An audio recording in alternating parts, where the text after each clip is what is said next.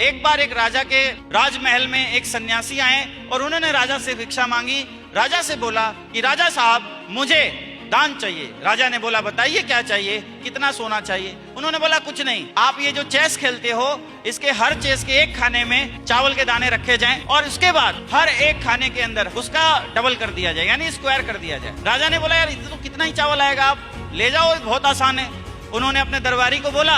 अब वो आया, पहले स्क्वायर में 2, दूसरे में 4, तीसरे में 8, चौथे में 16, पांचवें में 32। अब टोटल कितने होते हैं उसके अंदर? 64। यस या नो? अभी शुरुआत में तो बहुत कम लग रहा था, लेकिन जब वो 64 स्क्वायर तक पहुंचा तब तक पता चलता है कि पूरे गांव का ही चावल खत्म हो चुका है। इतनी ज्यादा क्वांटिटी आ चुकी थी। समझ रहे हैं आप?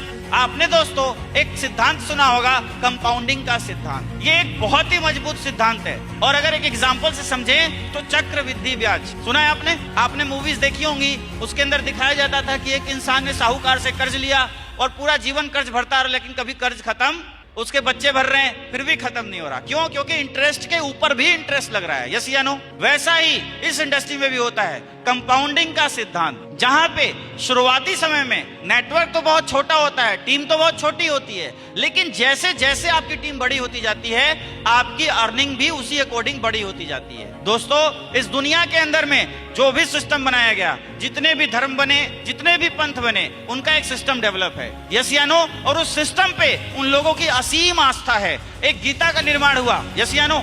गीता जैसी महान पुस्तक को आज बहुत सारे लोग फॉलो करते हैं और अपने जीवन को आगे बढ़ाते हैं। कुरान भाई, कुरान को आज बहुत सारे लोग फॉलो करते हैं। क्या उसके अंदर कोई चेंजेस किए गए? कोई बदलाव किया गया? नहीं। जो बताया गया है, जो लिखा गया है, आज उसी को फॉलो करके लोग कामयाब हैं। एरोप्लेन कहाँ उड़ता है? क्या जमीन पे उड़ेगा? जमीन पे चलेगा। ट्रेन कहाँ चलती है? पटरी पे। हम बोले नहीं नहीं, ट्रेन को पानी में चलाना है, चलेगी?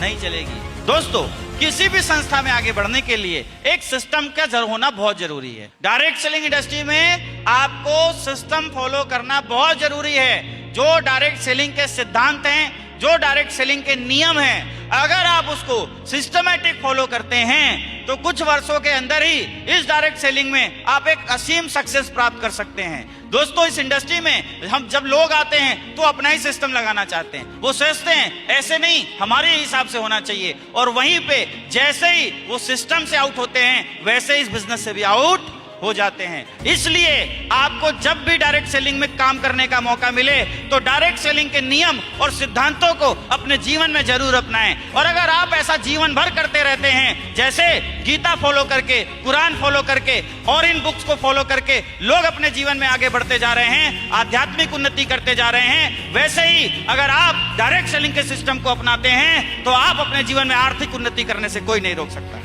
अब उस सिस्टम के कुछ अंश मैं आपको बताता हूं। सबसे पहला है दोस्तों पाथ। किसी भी जगह पहुंचने के लिए रास्ता होना जरूरी है या नहीं? बहुत जरूरी है। तो दोस्तों इस बिजनेस में आगे बढ़ने के लिए आपको सबसे पहली क्वालिटी आपको अपने अंदर जनरेट करनी होगी, वो है पेशेंस। आपको धैर्य रखना बहुत ज्यादा जरूरी है। क्यों जरूरी है? क्यों? क्योंकि बिजनेस के अंदर आप रातों रात करोड़पति नहीं बनेंगे। रातों रात इस बिजनेस के अंदर आपके पास पैसे नहीं आएंगे। लोगों ने इस बिजनेस को कुछ इस तरीके से प्रमोट किया कि लोगों को लगता है कि बस डायरेक्ट सेलिंग में जाना है, एडमिशन लेने हैं, ज्वाइनिंग करनी है और पैसे ही पैसे आ जाएंगे। ऐसा नहीं होगा। आपको धैर्य के साथ इस बिजनेस को करना है।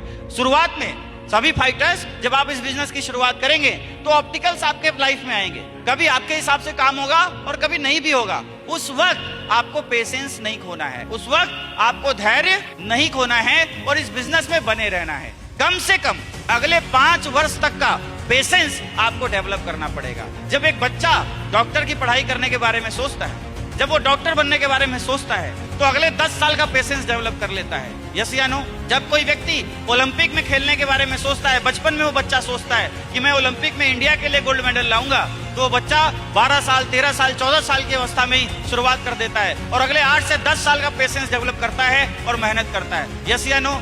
दुनिया में कोई भी बिजनेस जब बनता है तो पेशेंस के साथ ही बनता है। पहले दिन होटल बनता है तो पहले दिन नहीं बन जाता। पहले होटल बनता है, फिर खड़ा होता है, फिर उसके अंदर इन्वेंट्री डाली जाती है, तब पैसा आता है। यस या नो? कोई भी बिजनेस, कोई भी व्यवसाय, कोई भी एजुकेशन समय मांगती है। यस या नो? वैसे ही इस बिजनेस भी आपको समय देना पड़ेगा और धैर्य के साथ देना पड़ेगा। घबराना नहीं है, रुकना नहीं है, थकना नहीं है, बस धैर्य रखना है, पेशेंस रखना है।